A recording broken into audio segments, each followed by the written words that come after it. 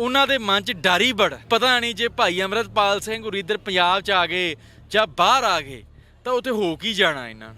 ਮੇਰੀ ਤਾਂ ਕੌਮ ਨੂੰ ਇਹੋ ਬੇਨਤੀ ਹੈ ਜਿਨ੍ਹਾਂ ਨੇ ਵਿਰੋਧ ਕੀਤਾ ਤੇ ਉਹਨਾਂ ਲੀਡਰਾਂ ਦਾ ਜੋ ਇਸ ਪੂਰਾ ਡਟਮਾ ਮੁਕਾਬਲਾ ਕੀਤਾ ਜਾਵੇ ਚੋਣਾਂ ਦੇ ਵਿੱਚ।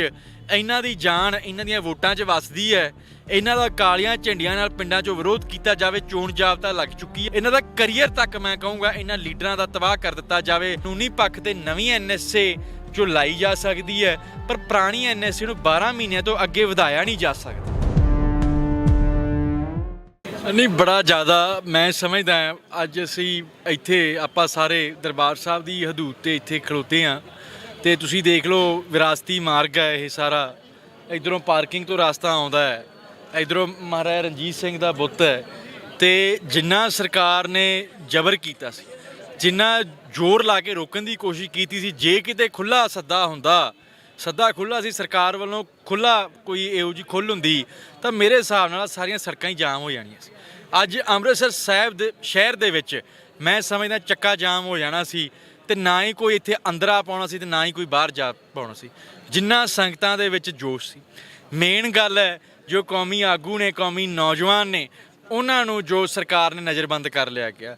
ਜੋ ਬਾਈ ਲੱਖਾ ਸਿੰਘ ਸਿਧਾਣਾ, ਉਹਨਾਂ ਨਾਲ ਸਰਕਾਰ ਨੇ ਬੜਾ ਜ਼ਿਆਦਾ ਮੈਂ ਕਹੂੰਗਾ ਨਿੰਦਣਯੋਗ ਕਾਰਜ ਕੀਤਾ। ਜੋ ਪੱਗ ਨੂੰ ਹੱਥ ਪਾਇਆ ਉਹਨਾਂ ਦੀ, ਦੇਖੋ ਬੜਾ ਜ਼ਿਆਦਾ ਗਲਤ ਕੀਤਾ। ਉਸ ਤੋਂ ਬਾਅਦ ਸਰਦਾਰ ਸਿਮਰਨਜੀਤ ਸਿੰਘ ਮਾਨ, ਉਹਨਾਂ ਨੂੰ ਘਰੇ ਨਜ਼ਰਬੰਦ ਕਰ ਲਿਆ ਗਿਆ ਤੇ ਹੋਰ ਬੜੇ ਆਗੂਆਂ ਨੂੰ ਜੋ ਸਰਕਾਰ ਨੇ ਧੱਕੇ ਦੇ ਨਾਲ ਜੋ ਘਰੇ ਰੱਖਿਆ ਗਿਆ ਹੈ। ਤੇ ਆਗੂਆਂ ਨਾਲੋਂ ਵੀ ਮੇਰੇ ਹਿਸਾਬ ਨਾਲ ਜੋ ਸੰਗਤਾਂ ਤੇ ਜੋ ਜ਼ੋਰ ਸਰਕਾਰ ਨੇ ਆਪਦਾ ਅਜਮਾਇਆ ਹੈ ਵੀ ਤੁਸੀਂ ਦੇਖ ਲਓ ਉੱਧਰ ਗੋਲਡਨ ਗੇਟ ਸਾਹਿਬ ਵਾਲੇ ਪਾਸੇ, ਜੋ ਗੋਲਡਨ ਗੇਟ ਵਾਲੇ ਪਾਸੇ ਜੋ ਸਾਡੇ ਸੁਣਨ 'ਚ ਆਇਆ ਸੀ ਨਾਕਾਬੰਦੀ ਕੀਤੀ ਗਈ ਹੈ, ਇੱਧਰ ਭੰਡਾਰੀ ਪੁਲ ਵਾਲੇ ਪਾਸੇ ਕੀਤੀ ਗਈ ਹੈ। ਤਾਂ ਜੋ ਪੁਲਿਸ ਪ੍ਰਸ਼ਾਸਨ ਵੱਲੋਂ, ਸਰਕਾਰ ਵੱਲੋਂ ਮੈਂ ਸਮਝਦਾ ਜੋ ਸਮੇਂ ਦੀ ਸਰਕਾਰ ਹੈ ਉਹਨਾਂ ਦੇ ਮਨ 'ਚ ਡਰ ਹੀ ਬੜਾ ਵੀ ਪਤਾ ਨਹੀਂ ਜੇ ਭਾਈ ਅੰਮ੍ਰਿਤਪਾਲ ਸਿੰਘ ਹੋਰੀ ਇੱਧਰ ਪੰਜਾਬ 'ਚ ਆ ਗਏ ਜਾਂ ਬਾਹਰ ਆ ਗਏ ਤਾਂ ਉੱਥੇ ਹੋ ਕੀ ਜਾਣਾ ਇਹਨਾਂ ਨੂੰ। ਤਾਂ ਬੜਾ ਜ਼ਿਆਦਾ ਮੇਰੇ ਹਿਸਾਬ ਨਾਲ ਜੇ ਸਰਕਾਰ ਵੱਲੋਂ ਕੋਈ ਇਹੋ ਜਿਹੀ ਰੁਕਾਵਟ ਨਾ ਲਾਈ ਜਾਂਦੀ ਤਾਂ ਐਦੂ ਵੀ ਜ਼ਿਆਦਾ। ਪਰ ਹਲੇ ਵੀ ਅਸੀਂ ਮੈਂ ਸਮਝਦਾ ਵੀ ਗੁਰੂ ਰਾਮਦਾਸ ਮਹਾਰਾਜ ਦੇ ਬੜੇ ਜ਼ਿਆਦਾ ਧੰਨਵਾਦ ਕਰਦੇ ਹਾਂ, ਹੱਥ ਜੋੜ ਕੇ ਉਹਨਾਂ ਦੀ ਕਿਰਪਾ ਸਦਕੇ ਅੱਜ ਉਹਨਾਂ ਦੇ ਚਰਨਾਂ ਦੇ ਵਿੱਚ ਬੈਠੇ ਹਾਂ। ਤੇ ਤਾਂ ਵੀ ਜੋ ਕੌਮ ਨੇ ਮੈਂ ਕਹੂੰਗਾ ਨਜ਼ਾਰਾ ਲਿਆ ਦਿੱਤਾ ਵੀ ਐਡਾ ਠਾਠਾ ਮਾਰਦਾ ਇਕੱਠ, ਇੰਨਾ ਜ਼ਿਆਦਾ ਜਿੱਥੋਂ ਤੱਕ ਨਿਗਾਹ ਜਾਂਦੀ ਹੈ ਉੱਥੋਂ ਤੱਕ ਇਕੱਠ ਹੀ ਇਕੱਠ ਸੀ ਕੌਮ ਦਾ। ਤੇ ਇੱਕ ਕੋਈ ਆਏ ਨਹੀਂ ਸੀ ਵੀ ਕੋਈ ਕਾਹਲੀ 'ਚ ਹੁੰਦਾ, ਕੋਈ 5-10 ਮਿੰਟ ਹਾਜ਼ਰੀ ਲਵਾ ਕੇ ਫੋਟੋ ਕਰਾ ਕੇ ਚਲੇ ਜਾਣ। ਸਵੇਰ ਦੇ ਮੈਂ 9-10 ਵਜੇ ਦੇ ਜੋ ਇੱਥੇ ਸਾਰੀ ਸੰਗਤ ਹੈ ਉਹ ਇਕੱਠੀ ਹੋਣੀ ਸ਼ੁਰੂ ਹੋਈ ਹੈ ਤੇ ਅੱਜ ਮੈਨੂੰ 3-4 ਵੱਜ ਗਏ ਨੇ ਤੇ ਮਾਸਾ ਕੋਈ ਹਿੱਲਿਆ ਨਹੀਂ ਇੱਥੋਂ। ਇਹ ਇਕੱਠ ਕੀ ਕੁਝ ਕਰਨ ਦੇ ਸਮਰੱਥ ਹੈ? ਦੇਖੋ ਇਕੱਠ 'ਚ ਬੜੀ ਜ਼ਿਆਦਾ ਸਮਰੱਥਾ ਹੁੰਦੀ ਹੈ। ਇਹ ਇਕੱਠ ਦੀ ਸਮਰੱਥਾ ਨੂੰ ਕੋਈ ਸਮਝਦਾਰ ਪੋਲੀਟੀਸ਼ੀਅਨ ਤੇ ਕੋਈ ਸਮਝਦਾਰ ਸਿਆਸਤਦਾਨ, ਕੋਈ ਸਮਝਦਾਰ ਐਮਐਲਏ, ਕੋਈ ਸਮਝਦਾਰ ਐਮਪੀ, ਕੋਈ ਸਮਝਦਾਰ ਮੰਤਰੀ ਤੇ ਕੋਈ ਸਮਝਦਾਰ ਮੁੱਖ ਮੰਤਰੀ ਸਮਝ ਸਕਦਾ ਇਸ ਦਾ ਸਿੰਬੋਲਿਕਲੀ ਇਕੱਠ ਕਿੰਨਾ ਜ਼ਰੂਰੀ ਹੈ। ਜਿਹੜੇ ਦੇਖੋ ਕੌਮ 'ਚ ਇੰਨੀ ਤਾਕਤ ਹੁੰਦੀ ਹੈ, ਕੌਮ ਚਾਹਵੇ ਤਾਂ ਉਹ ਤਖਤ 'ਤੇ ਬਿਠਾ ਵੀ ਦਿੰਦੀ ਹੈ ਤੇ ਕੌਮ ਜੇ ਪਿੱਛੋਂ ਪਾਸਾ ਵੱਟ ਜਾਵੇ ਤੇ ਉਹ ਤਖਤੀ 'ਤੇ ਚੜ੍ਹਾ ਵੀ ਦਿੰਦੀ ਹੈ ਕੌਮ। ਇਹ ਇਹਨਾਂ ਲੀਡਰਾਂ ਨੂੰ ਬੜੀ ਸੋਚ ਸਮਝ ਕੇ ਅੱਗੇ ਚੱਲਣਾ ਚਾਹੀਦਾ ਵੀ ਤੁਸੀਂ ਦੇਖ ਲਓ 2024 ਦੀਆਂ ਜਿਹੜੀਆਂ ਚੋਣਾਂ ਆਉਣ ਵਾਲੀਆਂ ਨੇ ਹੈ ਨਾ ਜੀ, ਤੇ ਉਸ ਦੇ ਵਿੱਚ ਮੇਰੀ ਤਾਂ ਕੌਮ ਨੂੰ ਇਹੋ ਬੇਨਤੀ ਹੈ ਜਿਨ੍ਹਾਂ ਨੇ ਵਿਰੋਧ ਕੀਤਾ, ਜਿਨ੍ਹਾਂ ਨੇ ਭਾਈ ਅੰਮ੍ਰਿਤਪਾਲ ਸਿੰਘ ਦਾ ਵਿਰੋਧ ਕੀਤਾ, ਭਾਈ ਅੰਮ੍ਰਿਤਪਾਲ ਸਿੰਘ ਦੀ ਜਥੇਬੰਦੀ ਵਾਰਿਸ ਪੰਜਾਬ ਦੇ ਦਾ ਵਿਰੋਧ ਕੀਤਾ, ਤੇ ਉਹਨਾਂ ਲੀਡਰਾਂ ਦਾ ਜੋ ਇਸ ਪੂਰਾ ਡਟਮਾ ਮੁਕਾਬਲਾ ਕੀਤਾ ਜਾਵੇ ਚੋਣਾਂ ਦੇ ਵਿੱਚ। ਇਹਨਾਂ ਦੀ ਜਾਨ ਇਹਨਾਂ ਦੀਆਂ ਵੋਟਾਂ 'ਚ ਵੱਸਦੀ ਹੈ। ਇਹਨਾਂ ਦਾ ਕਾਲੀਆਂ ਝੰਡੀਆਂ ਨਾਲ ਪਿੰਡਾਂ 'ਚੋਂ ਵਿਰੋਧ ਕੀਤਾ ਜਾਵੇ। ਚੋਣ ਜਾਬਤਾ ਲੱਗ ਚੁੱਕੀ ਹੈ ਹੁਣ ਪੰਜਾਬ ਦੇ ਵਿੱਚ ਤੇ ਇਹਨਾਂ ਨੂੰ ਵੋਟਾਂ ਨਾ ਪਾਈਆਂ ਜਾਣ, ਇਹਨਾਂ ਨੂੰ ਰੋਲ ਕੇ ਰੱਖ ਦਿੱਤਾ ਜਾਵੇ ਸਿਆਸੀ। ਇਹਨਾਂ ਦਾ ਕਰੀਅਰ ਤੱਕ ਮੈਂ ਕਹੂੰਗਾ ਇਹਨਾਂ ਲੀਡਰਾਂ ਦਾ ਤਬਾਹ ਕਰ ਦਿੱਤਾ ਜਾਵੇ ਜੋ ਸਿਆਸੀ ਕਰੀਅਰ ਹੈ। ਇਹਨਾਂ ਨੂੰ ਚੋਣਾਂ, ਇਹਨਾਂ ਦੀਆਂ ਜਿਹੜੀਆਂ ਜ਼ਮਾਨਤਾਂ ਨੇ ਉਹ ਜ਼ਬਤ ਹੋ ਜਾਣ, ਫਿਰ ਜਾ ਕੇ ਮੈਂ ਸਮਝਦਾ ਵੀ ਜਿਹੜੇ ਅਗਲੇ ਲੀਡਰ ਨੇ ਉਹਨਾਂ ਨੂੰ ਕੋਈ ਸੋਝੀ ਪਊਗੀ। ਉਹਨਾਂ ਦੇ ਦਿਮਾਗ 'ਚ ਆਊਗਾ ਵੀ ਜੇ ਅਸੀਂ ਕੌਮ ਤੋਂ ਐਂ ਬੇਮੁਖ ਹੋਏ, ਐਂ ਕੌਮ ਦੇ ਲੀਡਰਾਂ ਤੇ ਅਸੀਂ ਤਸ਼ੱਦਦ ਕੀਤੀ ਤੇ ਕੌਮ ਨੇ ਸਾਡਾ ਕੱਖ ਨਹੀਂ ਛੱਡਣਾ। ਕੋਈ ਸੁਨੇਹਾ ਆਇਆ ਉਸ ਪਾਸੇ ਤੋਂ, ਸਰਕਾਰ ਵਾਲੇ ਪਾਸੇ ਤੋਂ, ਕਿ ਹੁਣ ਕੁਝ ਕੀਤਾ ਜਾਵੇ? ਨਹੀਂ, ਮੈਂ ਸਮਝਦਾ ਕੋਈ ਹਲੇ ਤੱਕ ਸਰਕਾਰ ਅੱਜ ਸਵੇਰ ਤੱਕ ਤਾਂ ਇਕੱਠ ਤੋਂ ਪਹਿਲਾਂ ਦਾ ਕੋਈ ਬਹੁਤਾ ਸੁਨੇਹਾ ਸੀ ਨਹੀਂ ਮੇਰੇ ਹਿਸਾਬ ਨਾਲ ਕੋਈ ਸਰਕਾਰ ਦਾ। ਪਰ ਉਸ ਤੋਂ ਬਾਅਦ ਦੇਖੋ ਸਰਕਾਰ ਨੂੰ ਹਿੱਲਣਾ ਤਾਂ ਪੈਣਾ ਹੀ ਹੈ ਵੀ ਜਦੋਂ ਕੌਮ ਦੀ ਹਨੇਰੀ ਵਗਦੀ ਹੈ ਤਾਂ ਜਿਹੜੇ ਝੁਕ ਜਾਂਦੇ ਨੇ ਉਹ ਵੱਜ ਜਾਂਦੇ ਨੇ ਤੇ ਜਿਹੜੇ ਸਿੱਧੇ ਖੜੇ ਰਹਿੰਦੇ ਆ ਉਹ ਟੁੱਟ ਜਾਂਦੇ ਨੇ। ਮੇਰੇ ਹਿਸਾਬ ਨਾਲ ਕੌਮ ਜੋ ਹੁੰਦੀ ਹੈ ਜਮਹੂਰੀਅਤ ਦੇ ਵਿੱਚ ਇਹੀ ਬਲਵਾਨ ਹੁੰਦੀ ਹੈ। ਇਸੇ ਕੌਮ ਨੇ ਜਿਨ੍ਹਾਂ ਦੀ ਪਹਿਲਾਂ ਇਹ ਸੇਵਾ ਹੁੰਦੀ ਸੀ ਵੀ ਘੋੜਿਆਂ ਦੀ ਲਿੱਦ ਚੁੱਕਣੀ, ਉਹਨਾਂ ਨੂੰ ਨਵਾਬੀ ਦਵਾਈ ਸੀ। ਇਸੇ ਕੌਮ ਨੇ ਦਵਾਈ ਸੀ ਨਵਾਬ ਕਪੂਰ ਸਿੰਘ ਹੋਰਾਂ ਨੂੰ, ਬਾਅਦ ਜੋ ਜੱਸਾ ਸਿੰਘ ਆਹਲੂਵਾਲੀਏ ਹੋਰਾਂ ਨੂੰ। ਤੇ ਇਹ ਕੌਮ ਬੜੀ ਬਲਵਾਨ ਹੈ। ਤਾਂ ਇਹ ਹੁਣ ਜੋ ਕੌਮ ਨੇ ਤਾਂ ਆਪਦੇ ਵੱਲੋਂ ਇੱਕ ਸਿੰਬਲ ਬੜਾ ਵੱਡਾ ਭੇਜ ਦਿੱਤਾ। ਹੁਣ ਤਾਂ ਜੇ ਲੀਡਰ ਨੇ, ਇਹ MLA ਨੇ, ਇਹ ਜੋ 92 ਨੇ, ਉਸ ਤੋਂ ਬਾਅਦ ਜਿਹੜੇ ਸੈਂਟਰ ਦੇ ਜਿਹੜੇ ਲੀਡਰ ਨੇ ਉਹ ਕਿੰਨੇ ਸੂਝਵਾਨ ਹੁੰਦੇ ਨੇ, ਇਸ ਤੇ ਡਿਪੈਂਡ ਕਰਦਾ ਹੈ ਜੀ। 3 ਮਹੀਨੇ NSA ਹੋਰ ਵਧਾ ਦਿੱਤੀ ਗਈ ਹੈ, ਇਹਨੂੰ ਕਿੱਦਾਂ ਦੇਖਦੇ? ਦੇਖੋ ਸਰਦਾਰ ਸਾਹਿਬ ਨਹੀਂ, ਦੇਖੋ ਸਾਨੂੰ ਜੋ ਪਤਾ ਲੱਗਿਆ ਹੈ ਵੀ ਮੈਨੂੰ ਕੋਈ ਦਸਤਾਵੇਜ਼ ਤਾਂ ਮੈਂ ਦੇਖਿਆ ਨਹੀਂ ਹਲੇ ਤੱਕ। ਮੈਂ ਸਟੇਜ ਤੋਂ ਵੀ ਇਹ ਗੱਲ ਕੀਤੀ ਸੀ, ਅਸੀਂ ਪੂਰਨ ਤੌਰ ਤੇ ਪੁਸ਼ਟੀ ਨਹੀਂ ਕਰ ਸਕਦੇ ਕਿਉਂਕਿ ਪਹਿਲਾਂ ਕੀ ਹੁੰਦਾ ਸੀ 7 ਮਾਰਚ ਤੋਂ ਪਹਿਲਾਂ ਵੀ ਜੋ ਜੇਲ੍ਹ ਪ੍ਰਸ਼ਾਸਨ ਵੱਲੋਂ ਇੱਕ ਈਮੇਲ ਦੇ ਤੌਰ ਦੇ ਵਿੱਚ ਸਾਰੇ ਦਸਤਾਵੇਜ਼ ਮੈਨੂੰ ਮਿਲ ਜਾਂਦੇ ਹੁੰਦੇ ਸੀ ਤੇ ਇੱਕ ਫੋਨ ਵੀ ਅੰਦਰੋਂ ਭਾਈ ਅੰਮ੍ਰਿਤਪਾਲ ਸਿੰਘ ਦਾ ਅਫੀਸ਼ੀਅਲ ਟੈਲੀਫੋਨ ਲਾਈਨ ਤੋਂ ਆ ਜਾਂਦਾ ਹੁੰਦਾ ਸੀ। ਪਰ 7 ਮਾਰਚ ਨੂੰ ਮੈਨੂੰ ਇੱਕ ਈਮੇਲ ਆਈ ਵੀ ਜੋ ਇਲੈਕਸ਼ਨਾਂ ਚੋਣਾਂ ਕਰਕੇ ਅਸਾਮ ਦੀ ਸਾਰੀਆਂ ਜੇਲ੍ਹਾਂ ਦੇ ਵਿੱਚ ਜੋ ਟੈਲੀਫੋਨ ਫੈਸਿਲਿਟੀ ਤੇ ਈਮੇਲ ਫੈਸਿਲਿਟੀ ਬੰਦ ਕਰ ਦਿੱਤੀ ਗਈ ਹੈ। ਉਸ ਤੋਂ ਬਾਅਦ ਨਾ ਹੀ ਕੋਈ ਈਮੇਲ ਦਾ ਜਵਾਬ ਆ ਰਿਹਾ ਹੈ ਤੇ ਹੁਣ ਤਾਂ ਉੱਥੇ ਜਾ ਕੇ ਜੋ ਜੇਲ੍ਹ ਪ੍ਰਸ਼ਾਸਨ ਤੋਂ ਮੰਗ ਕਰਕੇ ਦਸਤਾਵੇਜ਼ ਦੇਖੇ ਜਾ ਸਕਦੇ ਨੇ।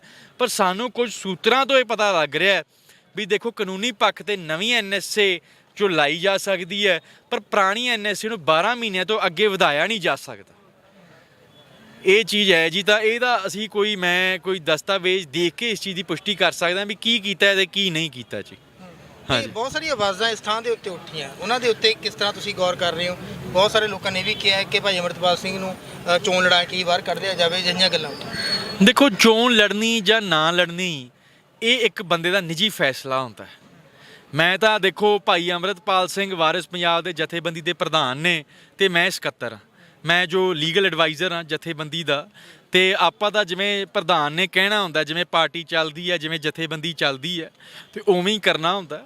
ਤੇ ਬਾਕੀ ਜਿਵੇਂ ਜੋ ਇੱਕ ਨਿੱਜੀ ਫੈਸਲਾ ਹੈ, ਚੋਣ ਨਹੀਂ ਲੜਨੀ, ਕਿੱਥੋਂ ਲੜਨੀ ਹੈ, ਕਿਵੇਂ ਲੜਨੀ ਹੈ, ਕੀ ਕਰਨਾ, ਇੱਕ ਬੰਦੇ ਦਾ ਨਿੱਜੀ ਫੈਸਲਾ ਹੈ। ਤੇ ਅਸੀਂ ਤਾਂ ਜੋ ਸ਼ੁਰੂ ਤੋਂ ਨਾਲ ਹਾਂ ਤੇ ਹਰੇਕ ਫੈਸਲੇ 'ਚ ਨਾਲ ਹੋਵਾਂਗੇ। ਇਸ ਤਰ੍ਹਾਂ ਹੋ ਸਕਦਾ? ਦੇਖੋ ਜੇ ਬੰਦਾ ਕੋਈ ਭਾਈ ਅੰਮ੍ਰਿਤਪਾਲ ਸਿੰਘ ਦੀ ਇੱਕ ਕਾਨੂੰਨ ਪੱਖ ਤੇ ਇੱਕ ਟੈਕਨੀਕੈਲਿਟੀ ਇਸ ਦੇ ਵਿੱਚ, ਭਾਈ ਅੰਮ੍ਰਿਤਪਾਲ ਸਿੰਘ ਦੀ ਗ੍ਰਿਫਤਾਰੀ ਨਹੀਂ ਹੋਈ, ਉਹਨਾਂ ਨੂੰ ਨਜ਼ਰਬੰਦ ਕੀਤਾ ਗਿਆ। ਗ੍ਰਿਫਤਾਰੀ ਕਿਸੇ ਜੁਰਮ 'ਚ ਹੁੰਦੀ ਹੈ, ਨਜ਼ਰਬੰਦੀ ਇੱਕ ਪੋਲੀਟੀਕਲ ਲੋਕਾਂ ਨੂੰ ਕੀਤਾ ਜਾਂਦਾ ਹੁੰਦਾ, ਜੋ ਇੱਕ ਪੋਲੀਟੀਕਲ ਕਾਨੂੰਨ ਹੈ ਇਹ।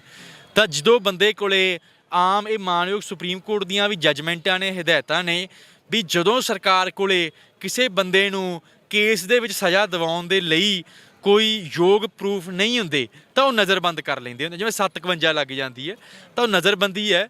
ਤਾਂ ਮੇਰੇ ਹਿਸਾਬ ਨਾਲ ਚੋਣ ਉਹ ਬੰਦਾ ਨਹੀਂ ਲੜ ਸਕਦਾ ਜਿਸ ਨੂੰ ਕਿਸੇ ਸਜ਼ਾ ਹੋਈ ਹੋਵੇ, ਕੋਈ ਬੰਦਾ ਮੁਜਰਮ ਠਹਿਰਾਇਆ ਗਿਆ ਹੋਵੇ ਤੇ ਜਿਹਦੀ ਅਜੇ ਅਰੈਸਟ ਹੀ ਨਹੀਂ ਪਈ ਕਿਸੇ ਪਰਚੇ 'ਚ, ਜਿਹੜਾ ਪਹਿਲਾਂ ਇੱਕ ਪੋਲੀਟੀਕਲ ਕਾਨੂੰਨ NSA ਤਹਿਤ ਨਜ਼ਰਬੰਦ ਹੈ। ਤਾਂ ਮੈਂ ਨਹੀਂ ਸਮਝਦਾ ਵੀ ਕੋਈ ਚੋਣ ਲੜਨ ਤੇ ਵੀ ਕੋਈ ਉਸ ਤੇ ਕੋਈ ਅੜਚਨ ਆ ਸਕਦੀ ਹੈ। ਪਰਿਵਾਰ ਦੀ ਭੁੱਖ ਹੜਤਾਲ ਖਤਮ ਕਰਨ ਬਾਰੇ ਤੇ ਭਾਈ ਅੰਮ੍ਰਿਤਪਾਲ ਸਿੰਘ ਹੋਰਾਂ ਦੀ ਭੁੱਖ ਹੜਤਾਲ ਖਤਮ ਕਰਨ ਬਾਰੇ ਸਿੰਘ ਸਾਹਿਬ ਦੇ ਵੱਲੋਂ ਜੋ ਸੰਦੇਸ਼ ਆਇਆ ਉਹਦੇ ਬਾਰੇ ਕੀ ਅੱਗੇ? ਦੇਖੋ ਜੋ ਮੈਂ ਸਮਝਦਾ ਅਕਾਲ ਤਖਤ ਸਾਹਿਬ ਤੋਂ ਮਹਾਨ ਕੋਈ ਇੰਸਟੀਟਿਊਸ਼ਨ, ਕੋਈ ਸੰਸਥਾ, ਕੋਈ ਸਾਡੇ ਲਈ ਕੋਈ ਨਹੀਂ। ਜੋ ਵੀ ਉੱਥੋਂ ਦੇ ਸਿੰਘ ਸਾਹਿਬ ਨੇ ਜੋ ਆਦੇਸ਼ ਦਿੱਤਾ ਹੈ ਵੀ ਚਾਹੇ ਕੋਈ ਇੱਥੇ ਬੜੇ ਲੋਕ ਕਿੰਤੂ ਪਰੰਤੂ ਕਰਦੇ ਨੇ, ਪਾਰਟੀ ਉਹ ਹੈ, ਪਾਰਟੀ ਨੇ ਚਾਹੇ ਜੋ ਮਰਜ਼ੀ ਕੀਤਾ ਹੋਵੇ, ਪਰ ਹੈ ਤਾਂ ਸਾਡਾ ਜੋ ਨਿਸ਼ਾਨ ਤਾਂ ਅਕਾਲ ਤਖਤ ਸਾਹਿਬ ਮਹਾਰਾਜ ਦਾ ਨਾ, ਅਕਾਲ ਤਖਤ ਸਾਹਿਬ ਦਾ ਜੋ ਨਿਸ਼ਾਨ ਹੈ ਉਸ ਤੋਂ ਅਸੀਂ ਕਿਵੇਂ ਬੇਮੁਖ ਹੋ ਸਕਦੇ ਹਾਂ? ਤੇ ਦੇਖੋ ਜੇ ਸਿੰਘ ਸਾਹਿਬ ਕੋਈ ਹੁਕਮਨਾਮਾ ਜਾਰੀ ਕਰਦੇ ਨੇ ਕੋਈ ਪਰਿਵਾਰਾਂ ਨੂੰ, ਭਾਈ ਅੰਮ੍ਰਿਤਪਾਲ ਸਿੰਘ ਨੂੰ, ਤਾਂ ਉਹ ਸਾਡੇ ਸਿਰ ਮੱਥੇ ਹੋਊਗਾ ਤੇ ਉਸ ਤੇ ਜੋ ਪੂਰਤੀ ਕਰਾਂਗੇ ਜੀ। 10 ਦਿਨ ਦੀ ਗੱਲ ਆਖੀ ਗਈ ਹੈ, ਜੇ 10 ਦਿਨ ਤੋਂ ਬਾਅਦ ਕੁਝ ਨਹੀਂ ਬਣਦਾ ਤਾਂ ਅਗਲਾ ਪ੍ਰੋਗਰਾਮ ਕੀ ਰਹੇ? ਦੇਖੋ ਸੋਚ ਸਮਝ ਕੇ ਜੋ ਸਾਰੇ ਪਰਿਵਾਰ ਨੇ ਤੇ ਜਥੇਬੰਦੀ ਵੱਲੋਂ ਸਾਰਾ ਜੋ ਕਰਕੇ ਸਲਾਹ ਮਸ਼ਵਰਾ ਕਰਕੇ ਜੋ ਕੌਮ ਵੱਲੋਂ ਸੁਝਾਅ ਆਏ ਨੇ, ਮੈਂ ਤਾਂ ਕੱਲ ਵੀ ਮੋਰਚੇ 'ਚ ਬੈਠਾ ਸੀ ਤੇ ਜਿਹਨੇ ਬੜੇ ਸਾਰੇ ਨੌਜਵਾਨਾਂ ਨੇ ਸੁਝਾਅ ਦਿੱਤੇ ਤੇ ਅਸੀਂ ਉਹਨਾਂ ਨੂੰ ਅੰਕਿਤ ਕਰਕੇ ਜੋ ਮਤੇ ਵੀ ਜੋ ਪਾਸ ਕੀਤੇ ਨੇ ਸਾਰੇ, ਤੇ ਉਵੇਂ ਕੌਮ ਦੇ ਨਾਲ ਸਲਾਹ ਮਸ਼ਵਰਾ ਕਰਕੇ ਪਰਿਵਾਰਾਂ ਦਾ ਆਪਸ ਵਿੱਚ ਤਾਲਮੇਲ ਦੇਖ ਕੇ ਤੇ ਜੋ ਅੱਗੇ ਸੰਘਰਸ਼ ਨੂੰ ਤਿੱਖਾ ਕਰਾਂਗੇ। ਅੱਗੇ ਵੀ ਪ੍ਰੋਗਰਾਮ ਦੇਣ ਦੀ ਗੱਲ ਆਖੀ ਗਈ ਹੈ ਕਿ ਅਲੱਗ-ਅਲੱਗ ਥਾਵਾਂ ਤੋਂ ਸ੍ਰੀ ਅਕਾਲ ਤਖਤ ਸਾਹਿਬ ਦੇ ਲਈ ਰੋਸ ਮਾਰਚ ਕੱਢੇ ਜਾਣ। ਉਹਨਾਂ ਦੇ ਵਿੱਚ ਤੁਹਾਨੂੰ ਲੱਗਦਾ ਹੈ ਵੀ ਸੰਗਤ ਨੂੰ ਕੋਈ ਸੁਨੇਹਾ ਦੇਣਾ ਹੈ ਜਾਂ ਉਮੀਦ ਕਿੰਨੀ ਹੈ ਤੁਹਾਨੂੰ ਸੰਗਤ ਤੋਂ ਵੀ ਕਿਸ ਤਰ੍ਹਾਂ ਦੇ ਇਕੱਠ ਰਹਿਣਗੇ? ਨਹੀਂ ਦੇਖੋ ਜਿਵੇਂ ਸ਼ਹੀਦ ਬਾਈ ਦੀਪ ਸਿੱਧੂ ਜੋ ਵਾਰਿਸ ਪੰਜਾਬ ਦੇ ਜਥੇਬੰਦੀ ਦੇ ਸੰਸਥਾਪਕ ਨੇ, ਉਹਨਾਂ ਨੇ ਗੱਲ ਆਖੀ ਸੀ ਵੀ ਸਾਨੂੰ ਕੋਈ ਮੈਦਾਨ ਖਾਲੀ ਨਹੀਂ ਛੱਡਣਾ ਚਾਹੀਦਾ, ਕੋਈ ਸਾਡੇ ਕੋਲੇ ਪਲੇਟਫਾਰਮ ਹੈ ਸਾਨੂੰ ਖਾਲੀ ਨਹੀਂ ਛੱਡਣਾ ਚਾਹੀਦਾ, ਚਾਹੇ ਉਹ ਸਿਆਸੀ ਹੋਵੇ, ਚਾਹੇ ਧਾਰਮਿਕ ਹੋਵੇ, ਚਾਹੇ ਆਰਥਿਕ ਹੋਵੇ, ਚਾਹੇ ਸਮਾਜਿਕ ਹੋਵੇ, ਚਾਹੇ ਕਾਨੂੰਨੀ ਹੋਵੇ। ਹਰੇਕ ਪਲੇਟਫਾਰਮ ਤੇ ਜੋ ਹਿੰਦੁਸਤਾਨ ਦੀ ਹਕੂਮਤ ਦੇ ਅੰਦਰ ਜੋ ਜੋ ਅਸੀਂ ਕਰ ਸਕਦੇ ਹਾਂ ਸੰਵਿਧਾਨ ਦੇ ਦਾਇਰੇ ਵਿੱਚ ਰਹਿ ਕੇ ਅਸੀਂ ਉਹ ਸਾਰਾ ਹੀ ਕਰਾਂਗੇ। ਚਾਹੇ ਮਾਰਚ ਹੋਵੇ, ਚਾਹੇ ਰੈਲੀ ਹੋਵੇ, ਚਾਹੇ ਮੋਰਚਾ ਹੋਵੇ, ਚਾਹੇ ਅਦਾਲਤ 'ਚ ਪੈਰਵੀ ਹੋਵੇ, ਜੋ ਜੋ ਅਸੀਂ ਸ਼ਾਂਤਮਈ ਤਰੀਕੇ ਦੇ ਨਾਲ ਸੰਗਤ ਦੇ ਸਾਥ ਨਾਲ ਕਰ ਸਕਦੇ ਹਾਂ, ਬਾਈ ਦੀਪ ਦੀ ਕਹੀ ਇਸ ਗੱਲ ਤੇ ਅਸੀਂ ਪੂਰੇ ਉਤਰਾਂਗੇ ਤੇ ਉਹ ਸਾਰਾ ਕੁਝ ਕਰਾਂਗੇ ਜੀ। ਭਾਈ ਇਹਦੇ ਨਾਲ ਹੀ ਇੱਕ ਸਵਾਲ ਇਹ ਹੈ ਕਿ ਜਿਹੜੀ ਜੇਲ੍ਹ ਦੀ ਤਬਦੀਲੀ ਕਰਨੀ ਹੈ ਉਹ ਕੋਈ ਬਦਮਾਸ਼ ਗੈਂਗਸਟਰ ਹੋਵੇ ਬਹੁਤ ਹੀ ਆਰਾਮ ਨਾਲ ਹੋ ਜਾਂਦੀ ਹੈ, ਪਰ ਕੀ ਇਹ ਔਖਾ ਕੰਮ ਹੈ ਕੋਈ ਸਰਕਾਰੀ ਪੱਖ ਤੋਂ ਜਿਹੜੀ ਇੰਨਾ ਸਮਾਂ ਲੱਗ ਰਿਹਾ ਜੇਲ੍ਹ ਤਬਦੀਲੀ ਕਰਨ ਨੂੰ, ਜਾਂ ਫਿਰ ਇਹਦੇ ਪਿੱਛੇ ਮਨਸ਼ਾ ਕੋਈ ਹੋਵੇ? ਨਹੀਂ, ਜਦੋਂ ਮੈਂ ਸਮਝਦਾ ਜਦੋਂ ਉਹਨਾਂ ਦੀ ਮਨਸ਼ਾ ਹੀ ਹੈ ਨਹੀਂ, ਜਦੋਂ ਮਹਾਰਾਜ ਨੇ ਉਹਨਾਂ ਦਾ ਜਿਵੇਂ ਕਹਿੰਦੇ ਆ ਨਾ, ਜਿਵੇਂ ਅੱਤ ਦਾ ਅੰਤ ਹੋਣਾ ਹੁੰਦਾ, ਜਦੋਂ ਉਹਨਾਂ ਦੀ ਅਕਲ ਤੇ ਹੀ ਪਰਦਾ ਪਾ ਦਿੱਤਾ, ਉਹਨਾਂ ਨੂੰ ਸੋਝੀ ਨਹੀਂ ਪੈ ਰਹੀ ਵੀ ਕੌਮ ਕੀ ਚਾਹੁੰਦੀ ਹੈ, ਲੋਕ ਕੀ ਚਾਹ ਰਹੇ ਨੇ। ਤੇ ਦੇਖੋ, ਇੱਕ ਮੈਂ ਕਹੂੰਗਾ ਲੋਕਤੰਤਰ ਦੇ ਵਿੱਚ, ਜਮਹੂਰੀਅਤ ਦੇ ਵਿੱਚ ਇਹ ਸਰਵਨਾਸ਼ ਦੇ ਇੱਕ ਪਾਰਟੀ ਦੇ ਖਾਤਮੇ ਦੇ ਚਿੰਨ੍ਹ ਹੁੰਦੇ ਨੇ। ਜਿਹੜੇ ਲੀਡਰ ਸਮਝ ਜਾਣ ਉਹ ਬਚ ਜਾਂਦੇ ਨੇ, ਜਿਹੜੇ ਨਹੀਂ ਸਮਝਣ ਉਹ ਰੁੜ ਜਾਂਦੇ ਨੇ।